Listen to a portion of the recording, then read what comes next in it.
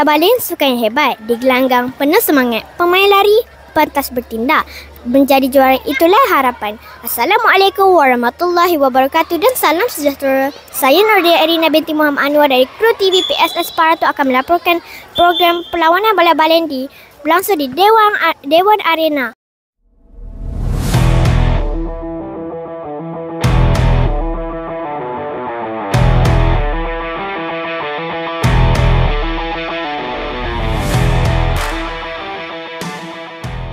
Apakah tips yang cikgu boleh kongsikan kepada kami cara untuk menjadi pemain bola baling yang hebat?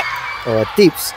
Okey, bagi cikgu, tips yang pertama kita kena kesediaan terhadap mental dan fizikal. Kalau kita tak bersedia, macam mana kita nak main?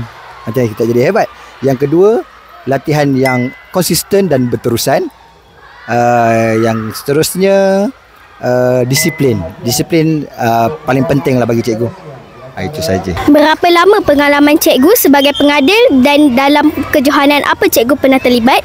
Okey, baik. Sebagai pengadil sebenarnya saya ni dikira agak masih barulah, sebabnya saya berada di Jerantuk ni, ini tahun keempat. Tahun keempat saya berada di Jerantuk dan tahun keempat jugalah saya menjadi pengadil bola baling untuk MSSD daerah Jerantuk. Kejohanan yang saya terlibat kalau sebagai pengadil hanya di MSSD Jerantuk lah. Tapi sebagai jurulatih saya banyak terlibat dengan kejohanan-kejohanan luar, kejohanan di KL, di Selangor. Sebelum ini, tahun ini kami tak sempat untuk pergi ke mana-mana kejohanan luar disebabkan kami kesuntukan masa lah, sebab MSSD daerah Jerantuk dimulakan terlalu awal pada tahun ini. Terima kasih.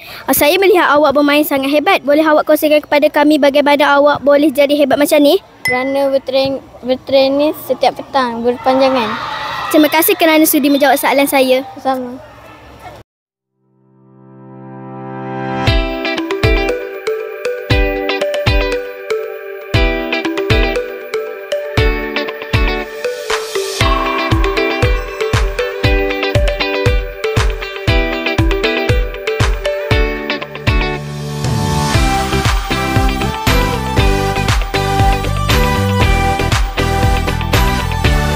Saja laporan daripada kami. Teruskan kesetiaan anda bersama kru TV PSS Paratu. Jangan lupa like, share dan subscribe channel YouTube kami. Jumpa kami lagi di episod yang akan datang.